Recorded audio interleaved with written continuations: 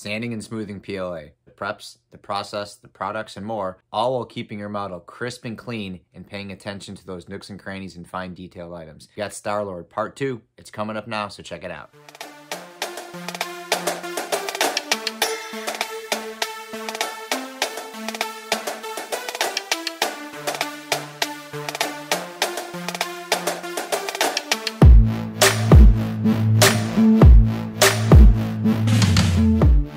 What's up, everyone? Back at it again. It is DW Darkwing Dad bringing you part 2 of my Starlord helmet build. So this is the prep video, the post-processing, the sanding, the filling, the glazing, all that fun messy stuff you get all covered with dust and everything. That's what this video is all about. Now, if you watch my Pensacon video, you've probably already seen the finished version of the Starlord helmet, so we're kind of Tarantinoing this whole build. We're going backwards. So this is, like I said, this is the whole post-processing. This video is going to cover a lot of very important things. This is my process that I do for a majority of my helmets. This really focuses on helping keep the definition of the helmet, keeping it very crisp, keeping it very clean. We're not loading tons of products on. We're doing slow pyramid sanding, helping keeping the definition of your print. Like I said, really keeping it looking crisp and clean. That's what this whole video is about. So a lot of important steps, a lot of important products. They're all drawn out in the video for you. So without any further ado, let's take a look and see how we got Starlord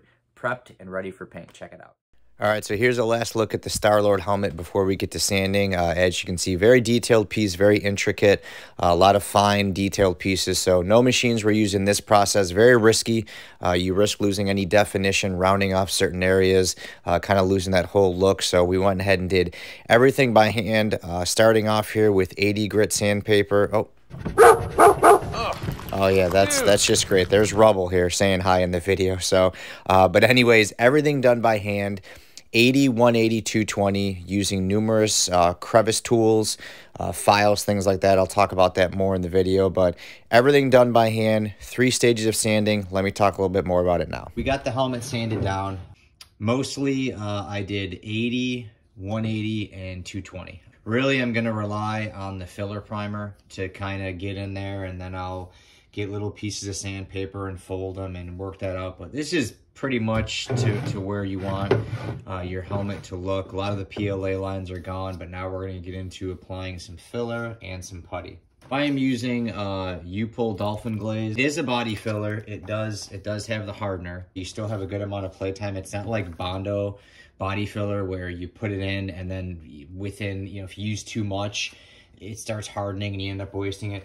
It's kind of in between Bondo plastic metal and Bondo glazing putty. It feels like a filler, but it sands like a glazing putty, so it is really nice. So some areas where it printed, where the defects are a little bit deeper, we got some up top here. The glazing putty, you don't want to put it on too thick. If you put this stuff on too thick, it'll start to crack and separate. Obviously, we don't want that, so you won't have to worry about that using the youre dolphin glaze. Like I said, it does say glaze, but it is a body filler. All right, so now mixing and applying the dolphin glaze. So you only need a little bit of hardener in this, which is really great because it gives you a ton of playtime. It's nothing like Bondo body filler where it starts to clump up after a few minutes.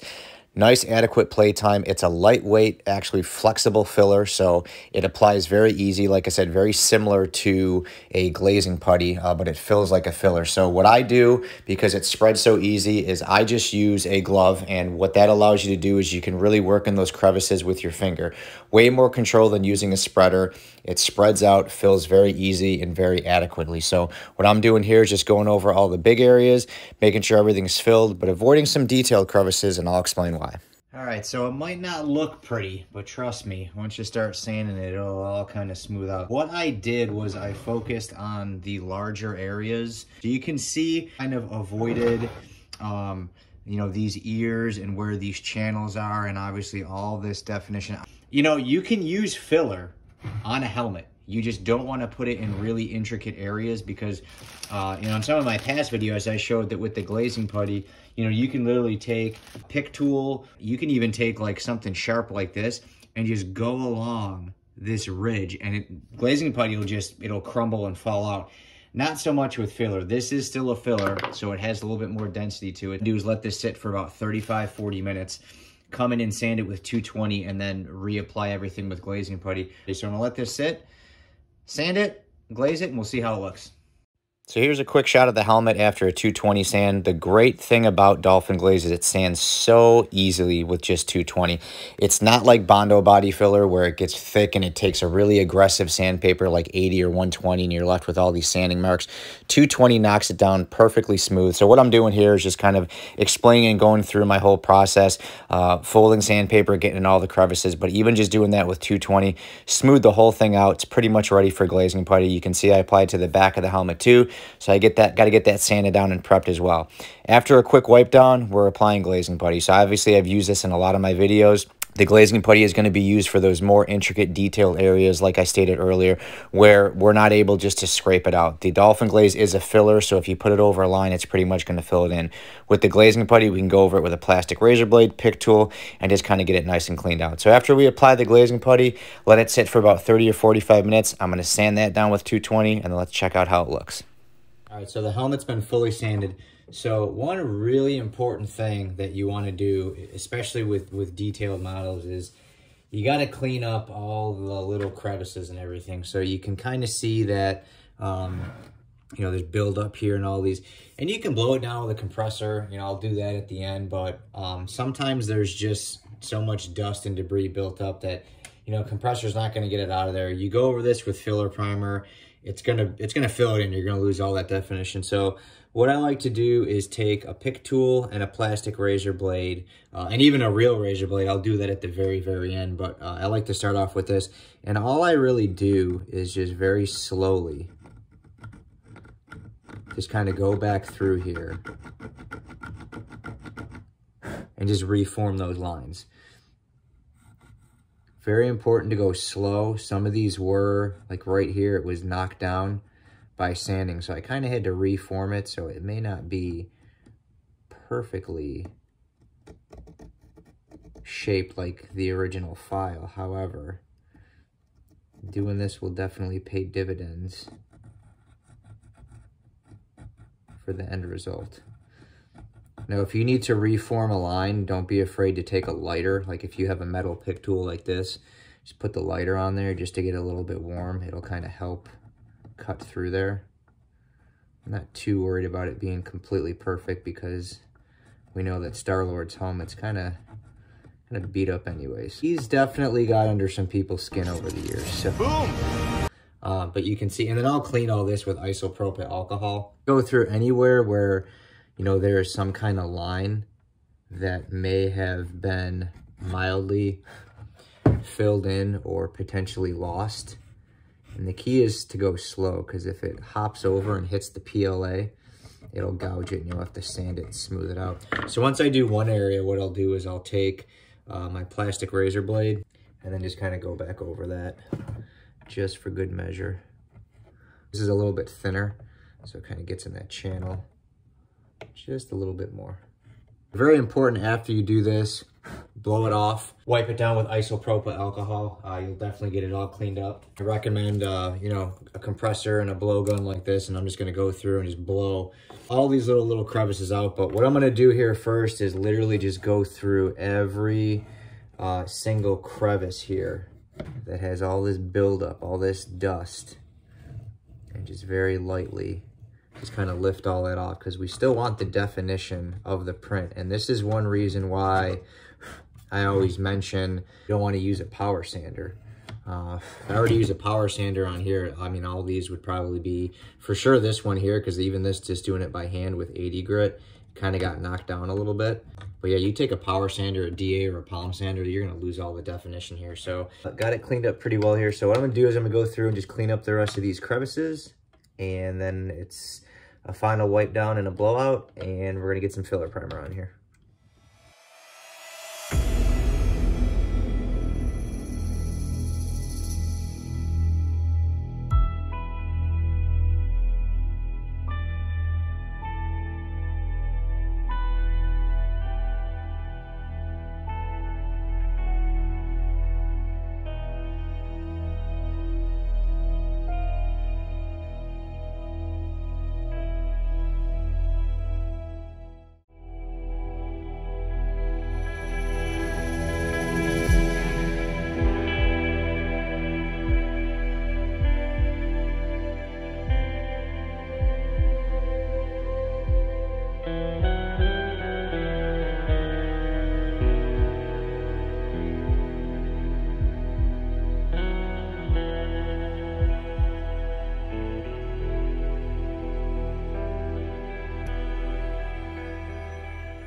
All right, so looking at some shots here after we've sanded the first coat of filler primer with 220, I just want to talk about my process of utilizing filler primer, also helping keeping the definition of those small little detailed areas, those intricate areas that we have around the ears, around the eyes, and I will touch more on that in the next slide. But with the filler primer, really what you want to do is slowly decrease the grit of your sandpaper.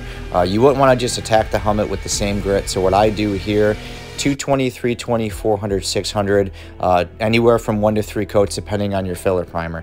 By doing this, you're allowing the filler to build up.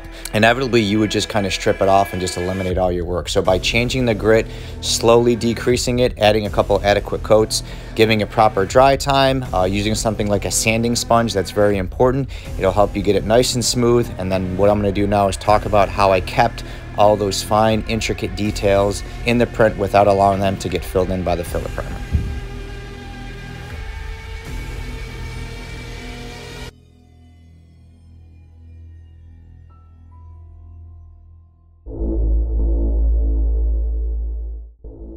Here's the progress of the helmet, and this is after we did the initial 2 to 3 coats of filler primer, sanded with 220, added a few more coats, and then sanded with 320. You can see the helmet's getting smooth, but at the same time, we are retaining and keeping those fine definitive areas, all those little fine details around the ears and around the eyes. And I'm going to explain how you can do that with any helmet now. It's the same process I explained earlier. Basically, what you have to do is after you sand, like I showed you earlier, you have to go through and clean all those crevices. You're going to apply your filler primer, but then after the filler primer dries, you want to go back over all of those with the pick tool, plastic razor blade, whatever fine crevice tool you have. The key is making sure that the filler primer is dry, so make sure it's dry. But basically what you're doing is you're kind of pushing the filler primer down, and in a sense you are scraping a little bit of it out. So when you go over it, you'll actually see some of the filler primer kind of lift and scrape away, and that's okay. That's what we want. Understand, if you let that filler primer build and build and build without cleaning out that channel and just sanding over it, inevitably it will fill in and you won't even see that definition. So what I like to do is go over it with my plastic razor blade and the pick tool, and then at the same time I'll take some high grit sandpaper, that's what I'm doing right now, and go over just all the minor detail areas, the inner channels of the eyes, some of the channels in between where the helmet meets, where I can actually fit some sandpaper in.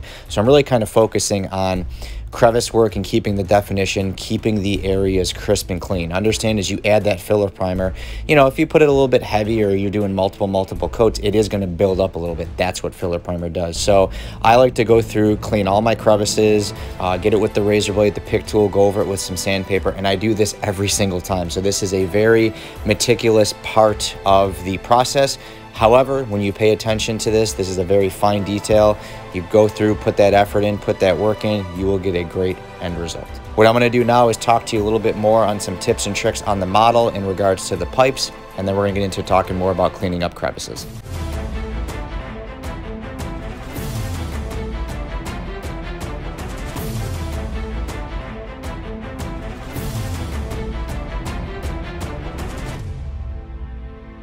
So the front pipes on Starlord, I wanted to talk about them on this Do 3D model. The one on the right has been modified, the one on the left has not. When you print this, it prints these weird line things that I guess are supposed to line up in the channels, and even before I started sanding, they didn't line up, so I knew something was up. So they're supposed to, I guess, click in place, but really what they do is raise the pipe up and just make it look not so clean. Like that, to me, just doesn't look good. So what I did is went ahead and modified it. It's a pretty simple process, but just kind of wanted to give you guys a head up if you're doing this model. You can see the one on the right here, super flush, looks nice. I'm just going to E6000 it in place. But what I did was essentially just kind of removed that whole little line debacle that was on there. All I did was I took a file and just kind of filed off what I needed to. Some areas were a little bit harder to get off, so I took my snippers and snipped those off, and then went over it with 220 and just kind of smoothed it all out.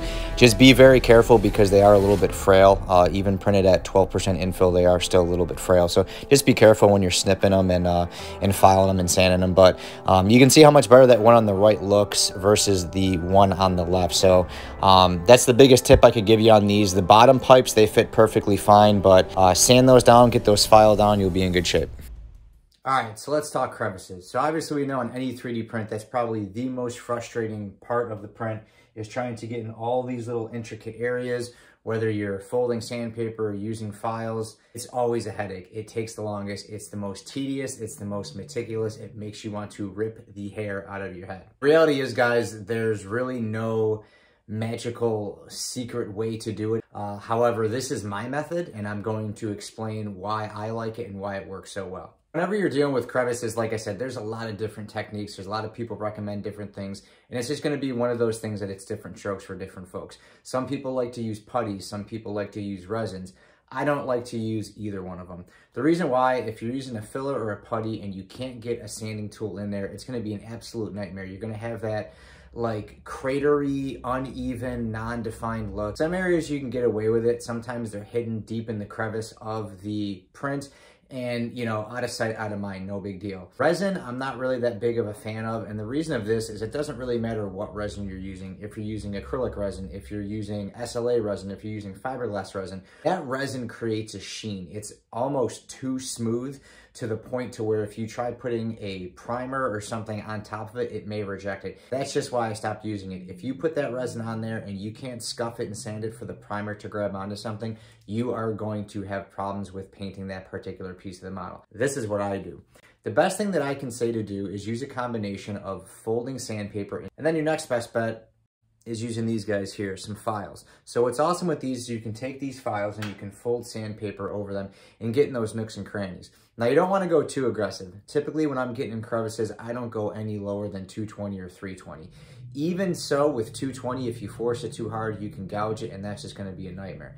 But this is why I like my technique the most. Take whatever filler primer you might be using and use a small detailed paintbrush and lightly go over all those little crevices that you may need filling. Great thing about using a filler primer, especially a good one like Bondo or Duplicolor, it sands very, very easy. So you really only need 320, 400, or maybe 600. You're gonna have to do a couple different rounds of sanding with different grits of sandpaper. Like I said, something like 320, 400, and 600, just to make sure you're getting rid of all of those sand marks. But if they're very, very light, superficial sand marks, another quick coat of filler primer sprayed on will take care of those sanding marks. You don't have to worry about fighting gravity or getting runs or drips or things like that. The great thing about this method is, especially with the Bondo, it dries so quick. It's super easy. Just make sure you're not in direct sunlight because it does dry really quick. Just pop the top off your filler primer or whatever you're using. Most of them have this little reservoir in here. Do maybe 2 or 3 sprays, and then very simply, just take your fine detail paintbrush, just go over any little crevices you might have that might be showing PLA lines. Let me show you what mine looks like once I was done. So you can see here that these are some of the crevices, and particularly in this area right here is where I use the paintbrush method. And like I said, all I did was just dab a little bit and just very lightly paint over this. I did sand back over it. You are going to have those traditional kind of brush marks on there, but I sanded it with 400, 600, and just did one light coat of filler primer on top of it. And I think it looks really good. There's a lot of PLA lines and PLA markings in this model. In here, I tried to get it as best as I can, but it's really hard to get any sort of sandpaper in here without gouging the top, this top little breather piece. My whole thing is there's gonna be this little piece that goes right here, so it's gonna hide that a little bit more. Really kind of have to pick and choose your battles when you're getting into crevices like this, guys. I mean, if you're chasing perfection, I mean, of course, you can go at it more and more, but I mean, considering I did basically no sanding in there, and that's just the filler primer filling it, I think it looks pretty good. And here I did just a couple coats. I did about 2 coats with the paintbrush, sanded it, and then just sprayed another coat of filler primer on there. I'm kind of rotating over to this side as well. You can see that a majority of the PLA lines, I mean, they looked very similar. You can see right here where I didn't sand at all because these breather tubes are going to cover this. I mean, this is basically what it looked like right here, you know, and I'd say I got rid of probably 97% of those PLA lines, similar to this right here, and I got all that smoothed out. Now, I talked about craters with the putty, and this is what I was talking about, because I did use a little bit of glazing putty, and every time I folded a piece of sandpaper to try to get in there like this, what it would do is it would hit this and it would gouge it. You can kind of even see there's like a faint line right here from the sandpaper. You won't see that once it's painted, but I try different methods on different models. Some of them work great, some of them don't. I really like just taking a filler primer and taking a brush and just apply. You need to do 2 to 4, coats. Don't do them super, super heavy, but if you have a really good filler primer like Duplicolor or Bondo, it dries super, super, super quick. I went over and did the eyes a little bit too. Like I said, I'm pretty OCD with my prints. I think overall, the crevice work that I did, it came out really good. Just some tips on doing crevices, guys. I like doing a combination of, doing the sandpaper folding, crisp sandpaper. You're gonna go through a lot of this because especially on some areas, you want that sharp edge. As this gets worn down, it gets kind of weak. But then, in that video, I kind of showed you how you can use a file, just kind of wrap some sandpaper around it and get in there and all the nooks and the crannies. Of course, like I stated before, don't be afraid to use things like plastic razor blades and pick tools to help keep the definition in all your prints. You can see here, we still retain those lines around the eyes, and I'm super, super happy that I was able to keep all that, definition and those fine details on the side. Every time I did a coat of filler primer, I went over it with the panel tool and the plastic razor blade just to basically kind of scrape away what I was putting on because we didn't want to fill that in. But that's pretty much it, guys. Like I said, this guy is good to go. He's ready for base coat. So what I'm going to do is wrap this video up here and give you my final thoughts.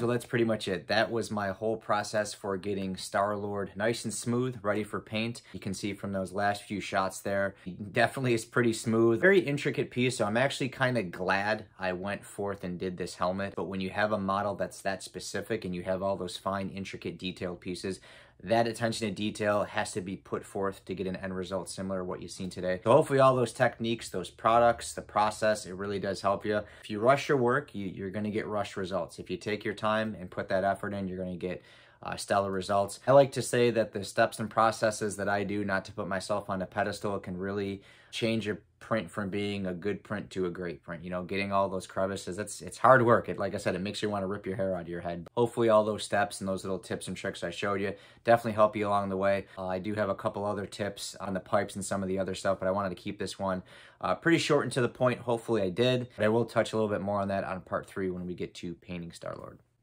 If you enjoyed the video or found it helpful, please go ahead and give me a thumbs up. If you have questions on anything, just drop me a comment, or if you're on the Discord, you can just message me or leave a comment there. If you enjoyed the video or found it helpful, go ahead and give me a thumbs up. If you have questions or want to drop me a comment, please leave me a comment. Any questions, of course, I will try to answer in a timely manner. Any and all products that I used, I will leave in the description box. I'll leave links to Amazon, so if you guys want to go ahead and pick them up. Like I said, all those products that I use, the Bondo filler primer, the dolphin glaze, the Bondo glazing putty, all those very, very key and essential. I'll also leave links for all the little files and all the crevice tools I get. But like I said, half of it is the product, half of it is the effort going in. But if you combine those together, you get a great end piece. If you're a subscriber to the channel, thank you so much. I do have 2 big giveaway announcements coming up. I have one for a subscriber. The other one, I'm actually working with a modeler. You might have heard of him, Big Fred's Customs. I am going to be giving away some STLs. There's going to be a subscriber giveaway. I'm going to have that video up Saturday for you. First big giveaway announcement, we're doing 3 months of free STL giveaways to a lucky subscriber. So if you're not subscribed, and you like everything that you're seeing, go ahead and click that subscribe button. If you are a subscriber to the channel, be sure to watch for that video sometime early Saturday morning. It will go over the contest rules, and you could win yourself a free STL from Big Fred's Customs. That's pretty much it for the video, guys. Hopefully you guys enjoyed it. Like I said, if you did, please give me a thumbs up. Go ahead and drop me a comment. Let me know what you think. If you're not a subscriber to the channel and you like seeing videos like this, go ahead and sub, because I got a lot more helpful tutorials coming in the future, along with some freebies for all my subscribers. But that's pretty much it for this video, and that's it for me, guys. I'm going to get going editing on Starlord Part 3 so I can get that one up for you. Make sure you watch out for that subscriber giveaway and the announcement for the new contest that I have coming up. That should drop Saturday. Throw me a thumbs up, drop me a comment, click that sub button. And for now, DW out. Later.